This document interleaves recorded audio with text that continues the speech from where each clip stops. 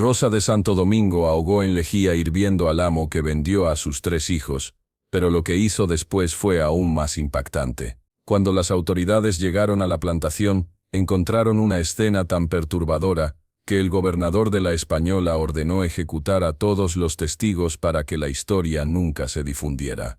Quédate hasta el final porque lo que Rosa desató cambió para siempre la isla de Santo Domingo. En la ciudad de Santo Domingo, capital de la Española, y la primera ciudad europea en el Nuevo Mundo, el amanecer del 12 de junio de 1671 llegó con el sonido de las campanas de la Catedral Primada de América, y el olor a caña de azúcar quemada que subía desde los ingenios cercanos. El sol caribeño se levantaba sobre las aguas del mar Caribe, tiñendo de oro las murallas de piedra coralina que protegían la ciudad. En las calles empedradas del barrio colonial, los esclavos ya estaban trabajando, abriendo los portones de las casas señoriales, cargando agua desde los pozos públicos, barriendo las aceras. En la plantación de San Rafael, ubicada a 23 kilómetros al este de Santo Domingo en el valle fértil del río Ozama, una mujer de 39 años llamada Rosa, despertaba en el barracón de mujeres donde dormían 24 esclavas hacinadas en un espacio diseñado para 12. Era un edificio largo de madera y adobe con techo de palma, sin ventanas, con una letrina en un extremo y una pila de agua en el otro. El calor era insoportable incluso en las primeras horas de la mañana. La humedad tropical hacía que el aire se sintiera denso y pesado. Rosa se levantó de su camastro de tablas y miró sus manos a la luz tenue que se filtraba por las rendijas de la puerta. Eran manos devastadas por el trabajo brutal, callos permanentes, cicatrices de cortes de machete, dedos deformados por años de cortar caña de azúcar. Pero esa mañana, mientras las observaba, Rosa pensaba en cómo usaría esas manos por última vez. Hoy era el día, ya no podía esperar más. Rosa había nacido el 26 de abril de 1632 en un poblado de la etnia Akan en la Costa de Oro, en lo que hoy es Ghana, cerca de la fortaleza de Elmina. Su nombre original era Akosua, que en lengua Akan significaba nacida en domingo. Su padre, Kwame, era un pescador que conocía los secretos del océano Atlántico y las corrientes que traían los peces. Su madre, Ama, era una tejedora cuyas telas eran famosas por sus patrones geométricos complejos y colores vibrantes. Akosua creció junto a 4 hermanos en una comunidad costera, donde la pesca y el comercio marítimo sustentaban una vida próspera.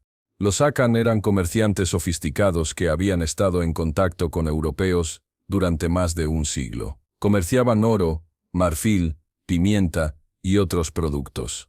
Pero el comercio más lucrativo, y el más terrible, era el de seres humanos. Los europeos habían construido fortalezas a lo largo de la Costa de Oro, donde mantenían barracones de esclavos esperando ser embarcados hacia América.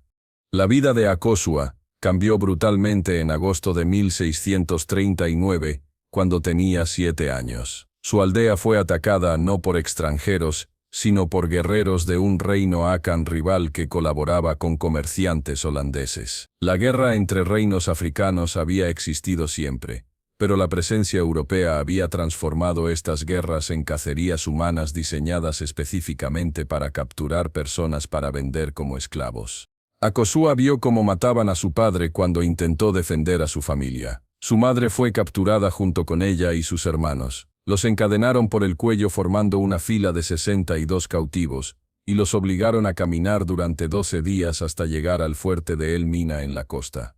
Elmina era una fortaleza masiva de piedra, construida por los portugueses en 1482, ahora controlada por los holandeses. Tenía mazmorras subterráneas donde mantenían a los esclavos esperando ser embarcados. Eran espacios oscuros, húmedos, sin ventilación, donde los cautivos permanecían encadenados durante semanas o meses.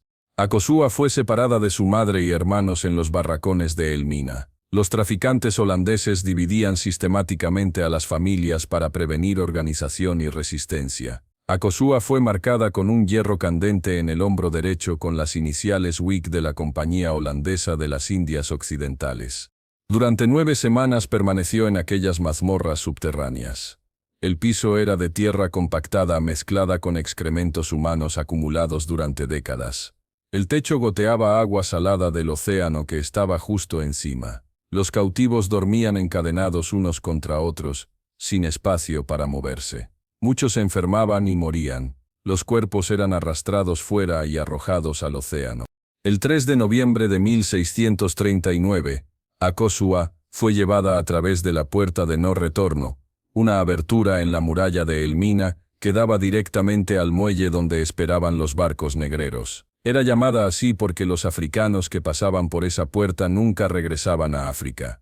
Fue embarcada en el navío negrero holandés, Golden Leeuw, junto con otros 497 africanos. El viaje a través del Atlántico duró 2 meses y medio. Los cautivos estaban encadenados en las bodegas, hacinados en condiciones diseñadas para maximizar la cantidad de carga humana que el barco podía transportar. Estaban acostados en estantes de madera, con menos de 60 centímetros de espacio vertical. No podían sentarse ni darse vuelta. Permanecían en aquella posición durante todo el viaje excepto cuando los subían brevemente a cubierta cada 3 o 4 días para que los rociaran con agua de mar.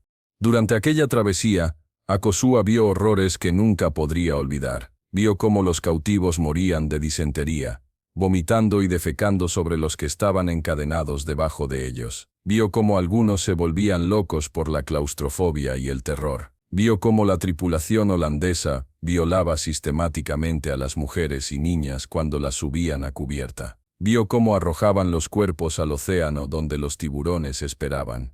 Akosua sobrevivió desarrollando una capacidad de disociación total. Mientras su cuerpo sufría, su mente se retiraba a un lugar interior donde los traficantes no podían alcanzarla. Memorizaba las canciones que su madre le había cantado, las historias que su padre le había contado sobre los espíritus del océano, las oraciones a los dioses Akan que protegían a los pescadores.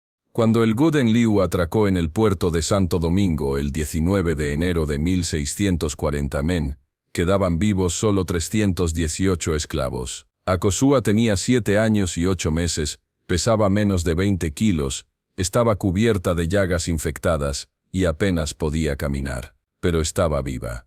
Los sobrevivientes fueron llevados al mercado de esclavos ubicado en la Plaza de España, junto a la fortaleza Osama. Allí fueron exhibidos sobre tarimas de madera. Los compradores españoles los examinaban, palpando músculos, revisando dientes, inspeccionando genitales, evaluándolos como ganado. Akosua, en su condición demacrada, no atrajo mucho interés inicialmente. Parecía demasiado débil, probablemente moriría antes de ser útil. Pero un plantador llamado Don Gaspar de Herrera y Sotomayor, un hombre de 42 años con experiencia en curar esclavos enfermos, vio potencial. Notó que la niña tenía una estructura ósea robusta que sugería que con alimentación adecuada se desarrollaría bien. Don Gaspar la compró por 150 pesos de plata, un precio bajo. La llevó a su plantación San Rafael junto con otros 4 esclavos que había comprado. La plantación estaba ubicada en un valle fértil, donde se cultivaba caña de azúcar, el cultivo más lucrativo de las Antillas, pero también el más mortífero para los esclavos que lo trabajaban.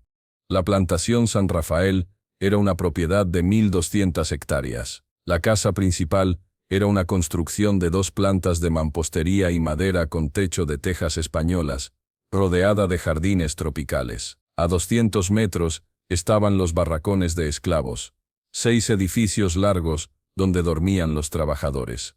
Más allá estaban los campos interminables de caña de azúcar y el ingenio donde se procesaba la caña para extraer el azúcar. En aquella plantación trabajaban 132 esclavos, 86 hombres, 38 mujeres y 8 niños. Don Gaspar era conocido en la región como un plantador exitoso que extraía máxima productividad mediante trabajo brutal y castigos severos. Akosua fue asignada inicialmente a tareas domésticas bajo la supervisión de María, una esclava criolla de 50 años que había nacido en la plantación y servía como lavandera principal. Fue María quien cuidó de Akosua durante sus primeros meses, alimentándola con porciones extra cuando Don Gaspar no miraba, curando sus llagas, enseñándole español. María le dio el nombre cristiano de Rosa, después de que fuera bautizada en la capilla de la plantación, el 28 de enero de 1640. Le explicó las reglas de supervivencia, obediencia absoluta e inmediata, nunca mirar a los amos a los ojos, trabajar constantemente sin mostrar cansancio, nunca llorar o mostrar dolor porque eso invitaba más castigos.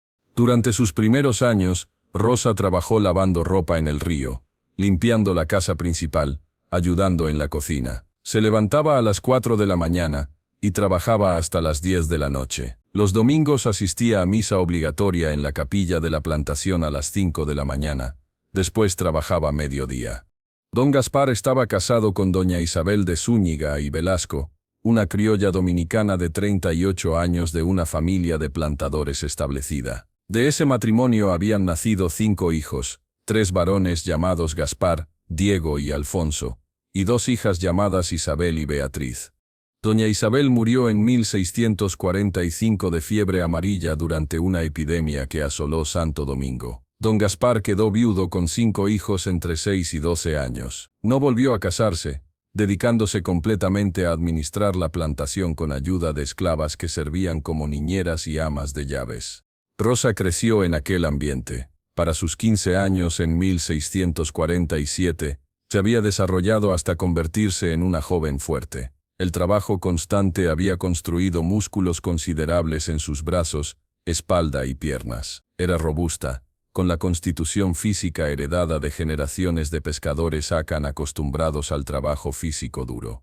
En 1648, cuando Rosa tenía 16 años, fue reasignada del trabajo doméstico al trabajo en los campos de caña. Este cambio marcó una transición a un infierno completamente diferente. Cortar caña de azúcar era considerado el trabajo más brutal que existía en las plantaciones caribeñas. Los esclavos trabajaban desde antes del amanecer hasta después del anochecer bajo el sol tropical, cortando las cañas gruesas con machetes afilados, cargando los tallos pesados hacia las carretas, todo mientras los capataces los vigilaban con látigos listos para azotar a cualquiera que trabajara demasiado lento. Rosa pasó los siguientes años trabajando en aquellos campos. Vio cómo los esclavos morían regularmente de agotamiento, insolación, accidentes con los machetes, enfermedades tropicales. La expectativa de vida promedio de un esclavo en las plantaciones de caña de Santo Domingo era de solo 8 años. Rosa sobrevivió porque era físicamente fuerte y porque había desarrollado una resistencia mental que le permitía disociarse del sufrimiento inmediato. En marzo de 1652, cuando Rosa tenía 20 años, conoció a un esclavo llamado Kwame. Era un hombre de 25 años también de la región Akan, que había sido capturado a los 18 años. Trabajaba como carpintero en los talleres de la plantación, construyendo y reparando las estructuras de madera necesarias para el funcionamiento del ingenio azucarero. Kwame y Rosa se encontraban en las comidas que los esclavos compartían brevemente al mediodía. Kwame quedó impresionado por la fortaleza de Rosa, tanto física como mental. Rosa encontró en Kwame algo que había creído perdido para siempre, una conexión con su cultura akan, alguien con quien podía hablar en su lengua materna, alguien que recordaba las mismas historias y canciones de su infancia. Durante meses se buscaron en las comidas, compartiendo breves conversaciones en akan que los capataces no comprendían. Hablaban de Ghana, del océano, de las familias que habían perdido. Gradualmente desarrollaron un vínculo profundo. En octubre de 1652, Balzins Kwame le pidió a don Gaspar permiso para casarse con Rosa. Don Gaspar accedió, viendo el matrimonio como una forma de estabilizar a sus esclavos. Kwame y Rosa se casaron el 3 de noviembre de 1652 en la capilla de la plantación. Esa noche compartieron un camastro en el barracón de hombres, donde a Kwame se le permitía tener un espacio ligeramente más grande, debido a su habilidad valiosa como carpintero. Por primera vez en 12 años, Rosa sintió algo parecido a la felicidad. En junio de 1653, Rosa descubrió que estaba embarazada. La noticia le produjo terror. Había visto lo que le sucedía a los hijos de esclavos, pero Kwame la convenció de continuar. Le dijo que cada vida era resistencia, que cada niño akan nacido era una victoria contra aquellos que intentaban destruirlos. El bebé, un niño, nació el 14 de febrero de 1654, Rosa lo llamó Kofi en honor a su padre pescador, aunque fue bautizado como Juan. Era un bebé fuerte que lloraba con vigor y se agarraba al pecho de su madre con determinación. Durante los primeros 3 años, Rosa amamantaba a Kofi mientras trabajaba. Lo llevaba atado a su espalda mientras cortaba caña bajo el sol. Cuando lloraba de hambre, Rosa se detenía brevemente para amamantarlo y después continuaba trabajando. Los capataces permitían estas pausas porque sabían que los bebés eventualmente se convertirían en esclavos trabajadores. Kofi creció fuerte y alegre a pesar de las circunstancias. En marzo de 1656 en Abeis, Rosa dio a luz a otro niño al que llamaron Kwame como su padre, bautizado como Pedro. En agosto de 1658 nació una niña llamada Akosua como Rosa, había sido llamada originalmente, bautizada como María. Para 1660, Rosa tenía 28 años y 3 hijos, Kofi de 6 años, Kwame de 4, y Akosua de 2. Su esposo Kwame seguía trabajando como carpintero. Habían construido algo parecido a una familia a pesar de estar en cadenas. Pero don Gaspar estaba envejeciendo. Tenía 62 años y su salud declinaba. En 1663, sufrió un ataque al corazón, que lo dejó parcialmente incapacitado. Su hijo mayor Gaspar Jr., que ahora tenía 29 años, asumió cada vez más responsabilidad en la administración de la plantación. Gaspar Jr. era diferente a su padre. Don Gaspar había sido brutal pero predecible. Su hijo era cruel de manera más caprichosa e impredecible. Disfrutaba inventando castigos elaborados para los esclavos. Aumentó las cuotas de trabajo diarias sin aumentar las raciones de comida. Los azotes se volvieron más frecuentes y severos. En abril de 1665, Kwame el carpintero fue gravemente herido cuando una estructura de madera colapsó sobre él en el ingenio. Le aplastó las costillas y le perforó un pulmón. No llamaron al médico. Kwame murió 3 días después ahogándose lentamente en su propia sangre. Tenía 38 años. Rosa recibió la noticia mientras trabajaba en los campos. No le permitieron ver el cuerpo de su esposo. Esa noche, después de acostar a sus 3 hijos en el barracón de mujeres donde ahora vivían todos juntos, Rosa se sentó afuera bajo las estrellas y lloró silenciosamente. Era la primera vez que lloraba desde que había llegado a Santo Domingo 25 años antes. Kwame fue enterrado en el cementerio de esclavos en un rincón de la plantación, en una tumba sin marcador. Rosa plantó un árbol de ceiba sobre la tumba, el árbol sagrado Akan que conectaba el mundo de los vivos con el de los ancestros. Después de la muerte de Kwame, Rosa se cerró emocionalmente. Continuó trabajando, cuidando de sus hijos, pero había una vacuidad en sus ojos. Solo sus 3 hijos le daban razón para continuar. Los niños crecían. Kofi tenía ahora 11 años y había sido asignado a trabajos menores en los campos. Kwame tenía 9 y también trabajaba. Akosua tenía 7 y ayudaba en tareas domésticas. Rosa los veía transformarse de niños en trabajadores esclavos y sentía un dolor que no tenía palabras. En septiembre de 1668, don Gaspar padre murió finalmente a los 70 años. Gaspar Jr. heredó completamente la plantación. Una de sus primeras decisiones como propietario único fue vender algunos esclavos para obtener dinero en efectivo que necesitaba para pagar deudas de juego. El 20 de octubre de 1668 Besio Gaspar Jr. anunció que vendería 15 esclavos a un comerciante de Jamaica. Entre ellos estaban Kofi, Kwame y Akosua, los 3 hijos de Rosa. Rosa se enteró cuando vio a sus hijos siendo sacados del barracón y llevados hacia el patio principal, donde el comerciante los estaba examinando. Corrió hacia allí gritando. Intentó agarrar a sus hijos, pero los guardias la golpearon y la arrastraron de regreso. Kofi tenía 14 años, Kwame 12, Akosua 10. Los 3 fueron encadenados junto con los otros esclavos que habían sido vendidos. Rosa gritaba, suplicaba, se arrodillaba ante Gaspar Jr., rogándole que no se llevara a sus hijos, que la vendiera a ella en su lugar, cualquier cosa. Gaspar Jr. la ignoró completamente. Ordenó que encerraran a Rosa en el barracón, mientras transportaban a los esclavos vendidos. Rosa fue arrastrada de vuelta al barracón y encerrada.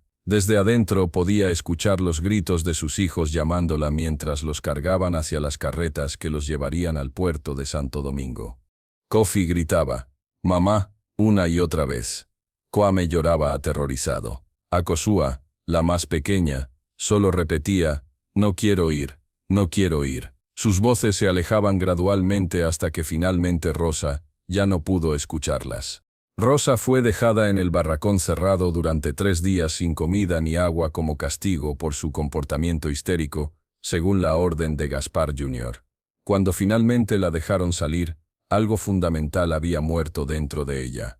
Durante las semanas siguientes, Rosa intentó obtener información sobre sus hijos. Preguntó discretamente a comerciantes que viajaban a Jamaica, a marineros en el puerto. Nadie sabía nada específico. Miles de esclavos eran transportados cada año. 3 niños individuales eran invisibles, sin importancia. En diciembre de 1668, un comerciante le informó que el barco que transportaba esclavos desde Santo Domingo a Jamaica había sido atacado por piratas franceses en noviembre. El barco había sido hundido después de que los piratas tomaran todo lo de valor. Todos los esclavos encadenados en las bodegas se habían ahogado. Rosa nunca supo con certeza si sus 3 hijos habían muerto en ese ataque pirata, o si habían llegado a Jamaica y vivido, o muerto, allí. La incertidumbre era peor que la certeza. Durante meses vivió en un estado de tormento imaginando diferentes escenarios, sus hijos ahogándose encadenados, mientras el barco se hundía, sus hijos trabajando hasta morir en plantaciones jamaiquinas, sus hijos siendo azotados, sus hijos llorando por ella. Después de perder a sus 3 hijos, Rosa dejó de ser humana en cualquier sentido significativo. Se convirtió en un autómata que funcionaba mecánicamente. Se levantaba, trabajaba en los campos cortando caña, comía lo mínimo para sobrevivir, se acostaba. No hablaba con nadie, no mostraba emoción alguna. Sus ojos estaban vacíos. Los otros esclavos la observaban con una mezcla de compasión y terror. Veían en Rosa su propio futuro posible, lo que les esperaba si perdían todo. María, la vieja esclava que había cuidado de Rosa cuando era niña, intentaba hablar con ella pero Rosa no respondía. Los años pasaban. Rosa seguía cortando caña. Su cuerpo se movía automáticamente, el machete subiendo y bajando, cortando los tallos gruesos, cargando los haces hacia las carretas. Pero su mente estaba en otro lugar, reviviendo constantemente los momentos finales con sus hijos, escuchando sus gritos una y otra vez. Para 1671 Bari, Rosa tenía 39 años. Había pasado 31 años en esclavitud. Su cuerpo mostraba los efectos devastadores, cicatrices innumerables de azotes y cortes de machete, dolor crónico en la espalda y las rodillas, dientes perdidos por malnutrición, una cojera leve resultado de una lesión que nunca sanó correctamente. Gaspar Jr., que ahora tenía 37 años, había convertido la plantación San Rafael en una de las más productivas de Santo Domingo mediante la explotación brutal de sus esclavos.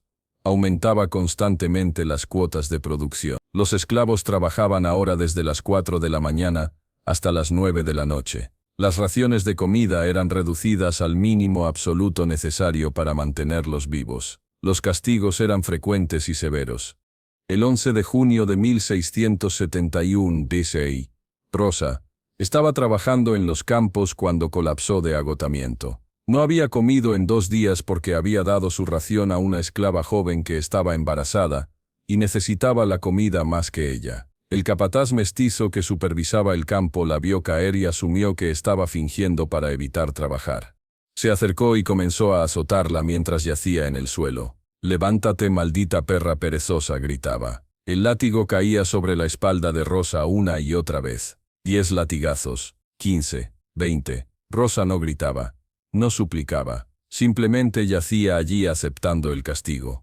Algo en su silencio absoluto finalmente perturbó al capataz. Se detuvo y se alejó ordenando que alguien más la arrastrara de regreso al barracón. 2 esclavos la cargaron y la llevaron al barracón de mujeres donde la acostaron en su camastro. Rosa permaneció allí durante el resto del día y toda la noche. Los otros esclavos pensaban que moriría, pero al amanecer del 12 de junio, Rosa abrió los ojos. Se sentó lentamente a pesar del dolor de los azotes recientes, y por primera vez en años, había algo en sus ojos. No era esperanza, era algo más oscuro, era determinación.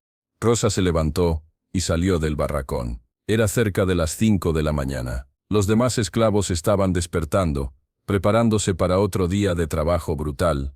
Rosa caminó hacia la casa principal, donde sabía que Gaspar Jr. todavía dormía. Pero no fue directamente allí. Primero fue al cuarto de lavado donde se guardaban los productos de limpieza. Tomó un barril mediano de lejía que se usaba para blanquear ropa. La lejía era una solución alcalina fuerte hecha de ceniza de madera. Era cáustica, quemaba la piel al contacto, y si se ingería o inhalaba causaba daño interno severo.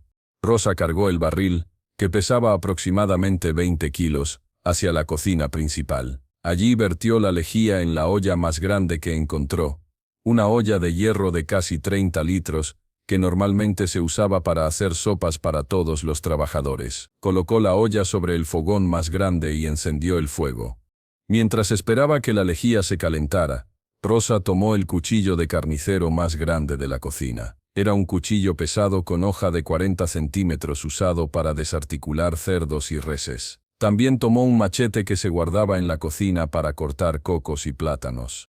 La lejía comenzó a calentarse, después a burbujear, finalmente a hervir produciendo vapores tóxicos que hacían difícil respirar. Rosa usó trapos gruesos para agarrar las asas de la olla y la levantó del fogón. Era increíblemente pesada, casi 30 kilos de líquido hirviendo en una olla de hierro pesada. Pero Rosa había pasado 30 años cargando sacos de caña de azúcar que pesaban 50 kilos. Tenía la fuerza para cargar la olla.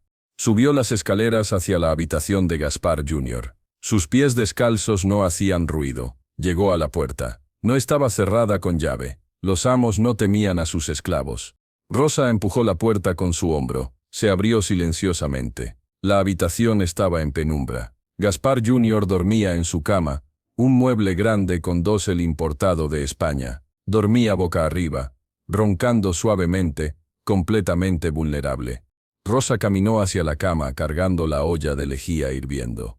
Se paró junto a la cabecera mirando hacia abajo al hombre que había vendido a sus 3 hijos, el hombre que representaba todo el sistema que había destruido su vida. Levantó la olla y la inclinó vertiendo la lejía, hirviendo directamente sobre la cara y el pecho de Gaspar Jr. El efecto fue instantáneo y horrible. Gaspar Jr. despertó gritando. La lejía hirviendo quemaba químicamente su piel, mientras la temperatura extrema la quemaba térmicamente. Los vapores tóxicos entraban en sus pulmones cuando inhalaba para gritar. Su rostro comenzó a derretirse literalmente.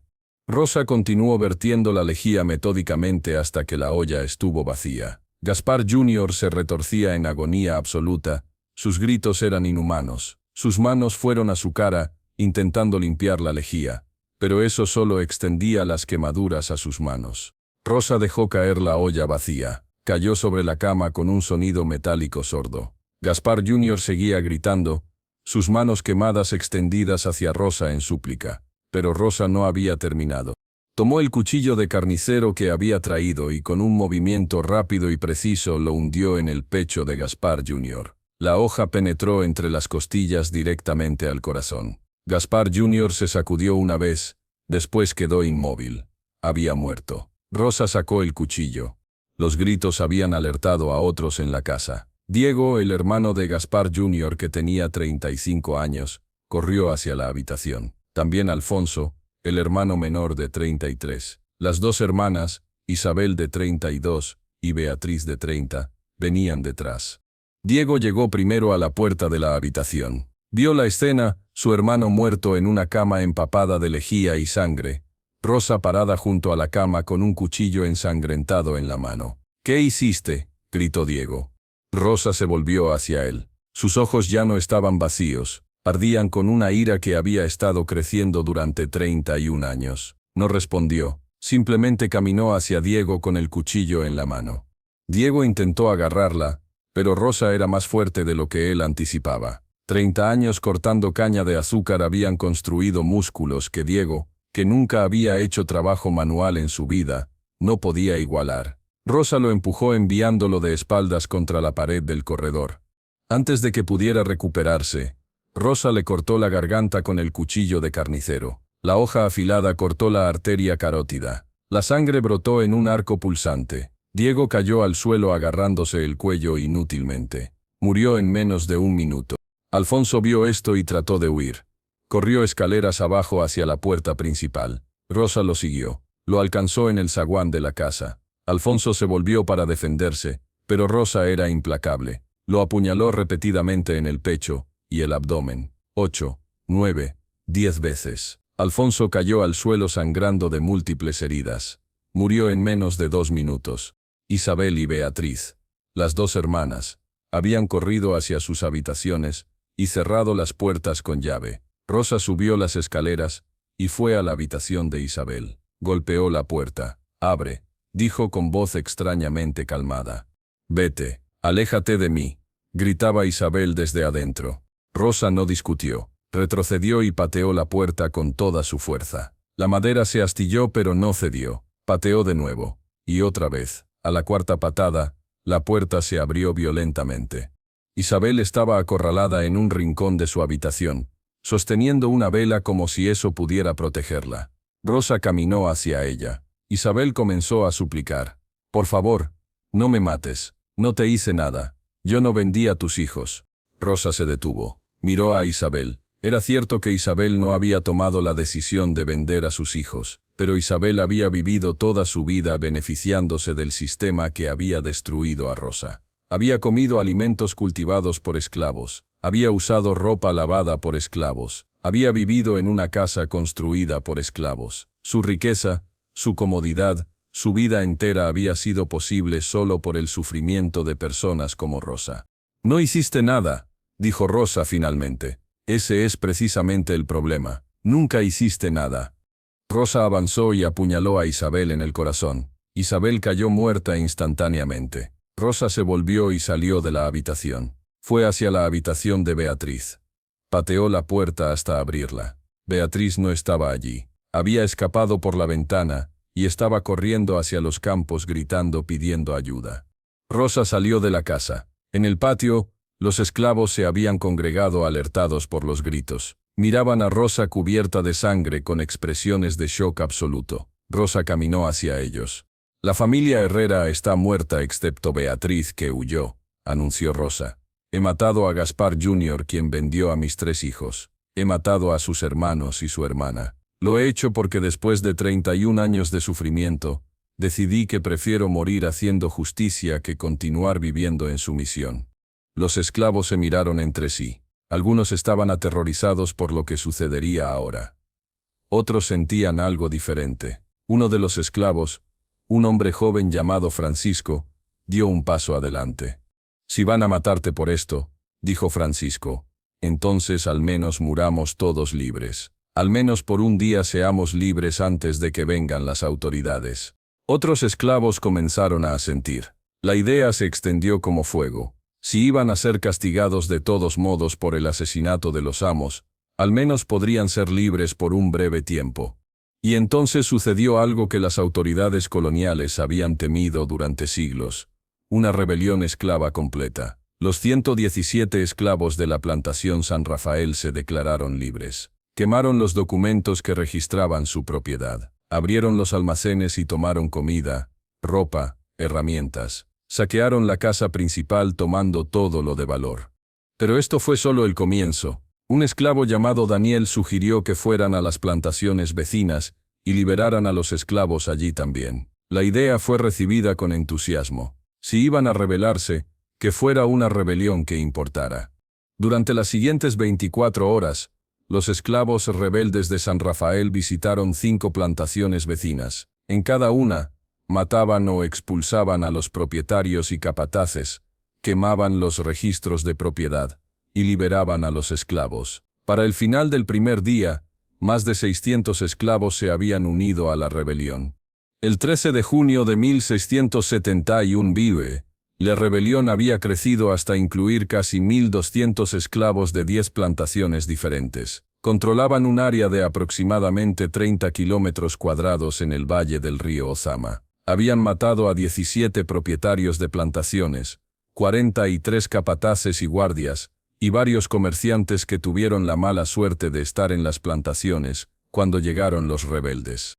Rosa se había convertido en líder de facto de la rebelión, no porque lo buscara, sino porque había sido la primera en actuar. Los otros esclavos la seguían, porque veían en ella algo que resonaba con su propio sufrimiento acumulado.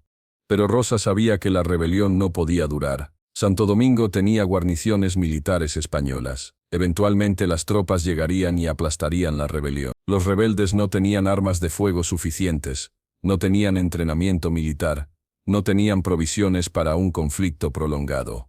Rosa propuso un plan diferente. En lugar de esperar a que las tropas vinieran a ellos, los rebeldes deberían marchar hacia las montañas del interior de la isla, donde existían comunidades de cimarrones que habían estado viviendo libres durante décadas. Si podían alcanzar esas montañas, podrían unirse a los cimarrones y continuar viviendo libres.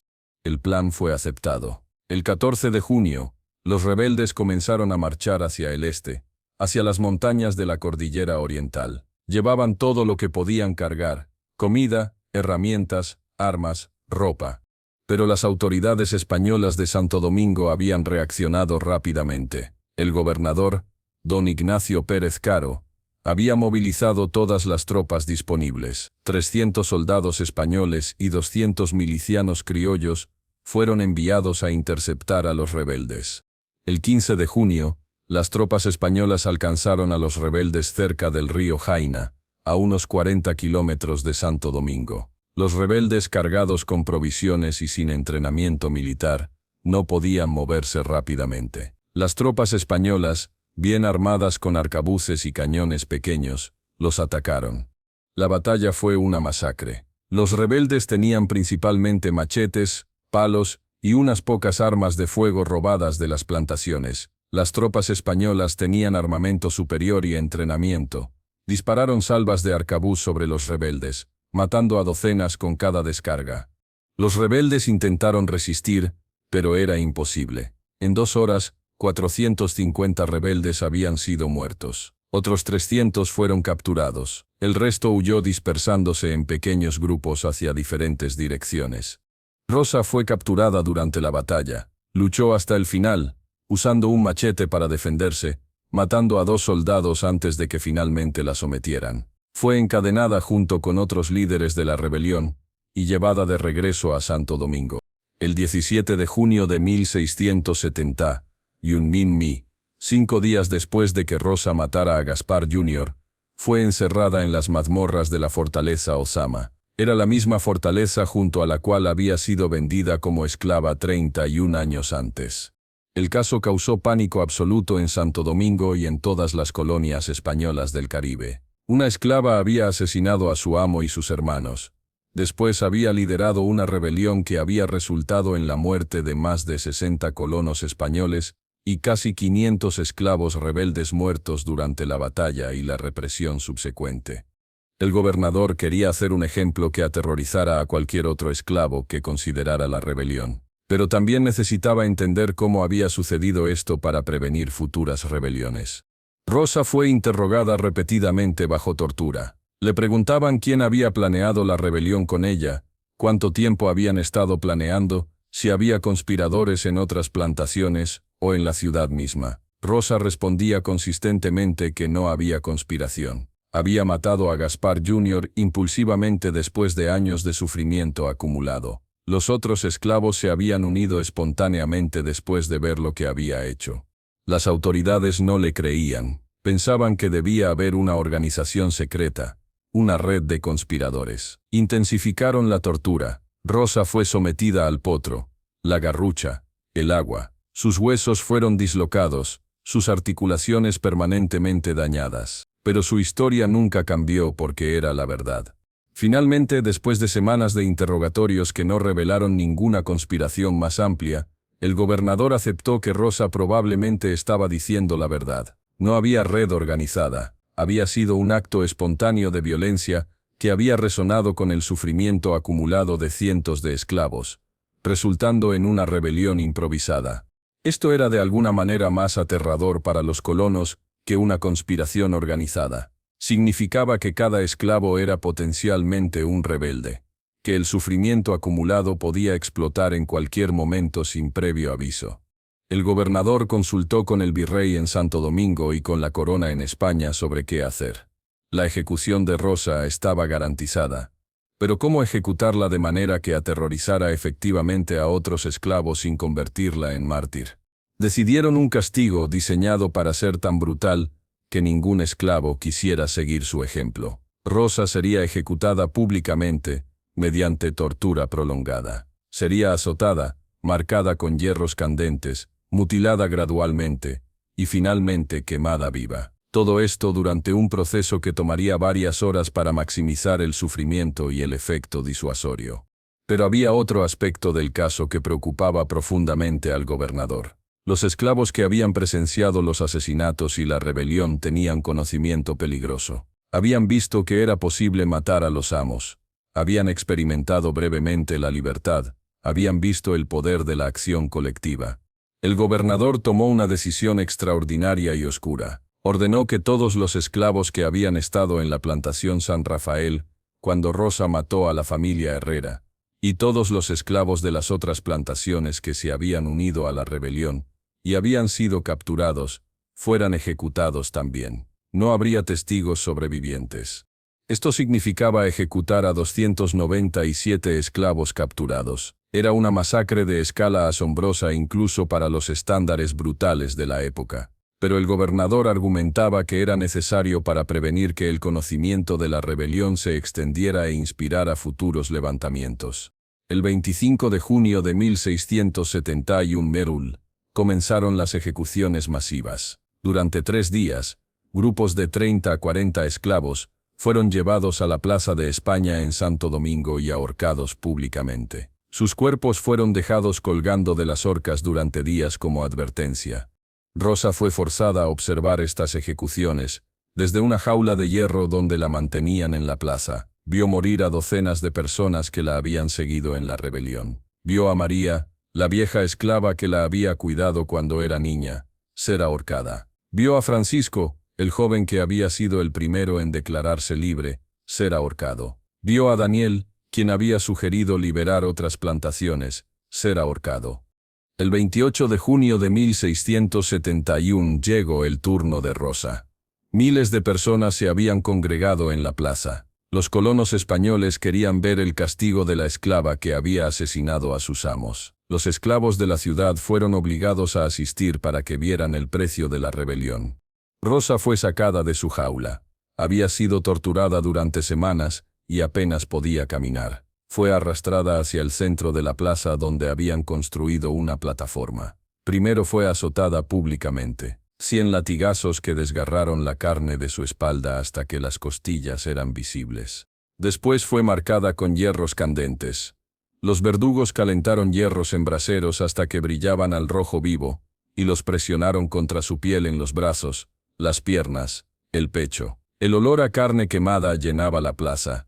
Después le cortaron las manos, primero la izquierda, después la derecha. Fueron cortadas en las muñecas con un hacha. Los muñones fueron cauterizados con hierros candentes para prevenir que se desangrara demasiado rápido. Querían que viviera para el acto final. Finalmente, Rosa fue atada a un poste en el centro de una pira de madera. Habían apilado leña alrededor del poste hasta la altura de su pecho. Los verdugos encendieron la pira en múltiples puntos. Las llamas crecieron lentamente. Rosa, que había permanecido en silencio durante todo el tormento previo, finalmente habló. Con voz débil pero clara, dijo en español: «Ustedes pueden matar mi cuerpo pero no pueden matar lo que represento. Cada esclavo que sufre es yo. Cada madre que pierde un hijo es yo. No soy la primera en resistir, y no seré la última. Me llevo a la tumba el conocimiento de que vi miedo en sus ojos, que por un breve momento este sistema tembló». Después cambió a lengua akan, y habló palabras que solo los pocos esclavos akan en la multitud podían entender. Invocaba a sus ancestros, a su padre pescador y su madre tejedora. Llamaba a Kwame su esposo, llamaba a sus 3 hijos Kofi, Kwame y Akosua. Les decía que pronto se reuniría con ellos. Las llamas la alcanzaron. Rosa gritó de dolor, pero sus gritos gradualmente se transformaron en algo más, un canto en Akan que resonaba por toda la plaza. Continuó cantando incluso mientras las llamas la consumían, hasta que el humo llenó sus pulmones, y finalmente quedó en silencio. Rosa murió a las 3:20 de la tarde del 28 de junio de 1671 Puleri. Tenía 39 años. Su cuerpo fue quemado hasta que solo quedaron cenizas. Esas cenizas fueron recogidas y arrojadas al mar para que no quedara rastro físico.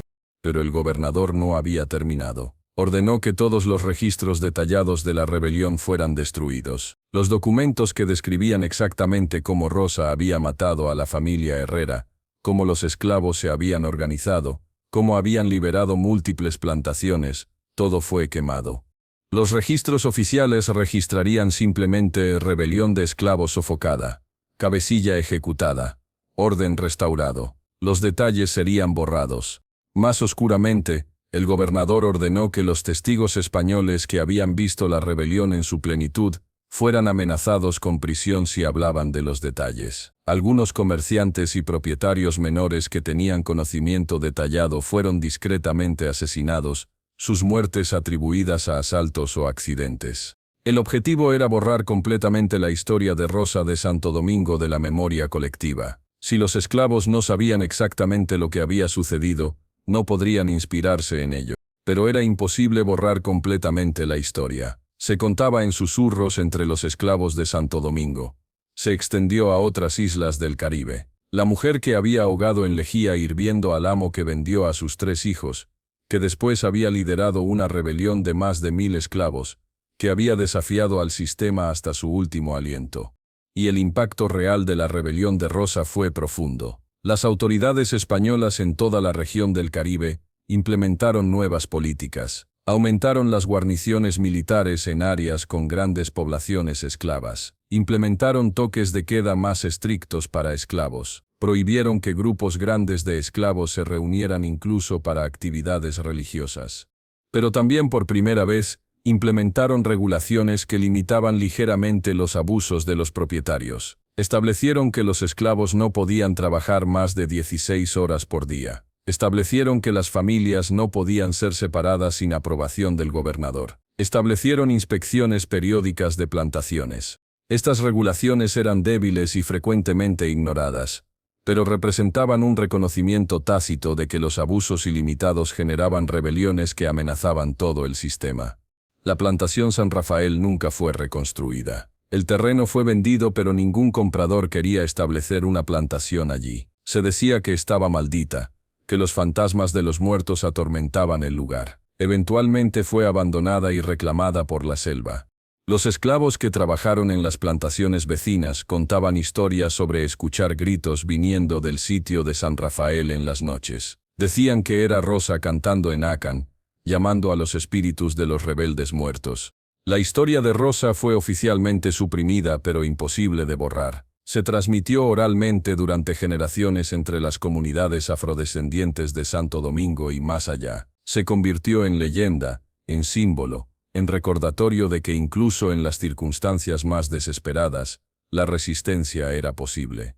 Cuando estalló la revolución haitiana en 1790, y 1930 después de la muerte de Rosa, algunos de los líderes rebeldes invocaban su nombre como inspiración. La mujer que había demostrado que los amos no eran invencibles, que el sistema podía ser desafiado. La historia de Rosa de Santo Domingo nos confronta con preguntas profundamente incómodas. Mató a 4 personas, y su acto inspiró una rebelión que resultó en la muerte de más de 60 colonos y casi 500 esclavos. El sufrimiento que causó fue inmenso. Pero ese sufrimiento debe ser contextualizado dentro del sufrimiento mucho mayor del sistema de esclavitud mismo. Rosa vivió 31 años en condiciones de brutalidad sistemática. Fue arrancada de su hogar a los 7 años, encadenada en barcos negreros, marcada con hierros candentes, azotada innumerables veces, trabajada hasta el punto del colapso, vio morir a su esposo, y finalmente vio cómo le arrebataban a sus 3 hijos, que probablemente fueron asesinados. Después de 31 años de esto, decidió que ya no podía continuar, no buscaba reforma, no esperaba cambio gradual. Quería justicia para sus hijos y venganza contra el sistema que los había destruido, y estaba dispuesta a pagar cualquier precio por ello. La pregunta que su historia plantea es, ¿qué opciones tenía? Los tribunales no la protegían. La Iglesia bendecía el sistema. No había ninguna institución, ninguna ley, ninguna autoridad a la que pudiera recurrir. Su única opción era aceptar el sufrimiento infinito o resistir, sabiendo que la resistencia significaba muerte. Eligió resistir, y aunque su vida terminó en tormento horrible, su acto de resistencia inspiró a otros, y eventualmente contribuyó a cambios en el sistema que la había destruido. 354 años después de su muerte, la historia de Rosa sigue siendo relevante porque las preguntas que plantea no han sido resueltas. Sobre justicia y venganza, sobre violencia y opresión, sobre el precio de la dignidad humana, sobre cuánto sufrimiento puede soportar una persona antes de que algo se rompa irremediablemente. Rosa de Santo Domingo no tiene tumba. Sus cenizas fueron arrojadas al mar, pero su memoria vive en cada acto de resistencia contra la injusticia, en cada madre que protege a sus hijos, en cada persona que decide que hay cosas peores que la muerte. Esta es la historia verdadera de Rosa de Santo Domingo, la mujer que ahogó en lejía hirviendo al amo que vendió a sus 3 hijos, que lideró una rebelión de más de 1000 esclavos, y que desafió al sistema de esclavitud hasta su último aliento en 1671. Boom. Una historia que las autoridades coloniales intentaron borrar, pero que sobrevivió en la memoria de aquellos que nunca olvidan. Si esta historia te impactó, no te pierdas la próxima. Ana de Portobelo, la nodriza que apuñaló 37 veces al capitán que azotó hasta la muerte a su esposo en 1685.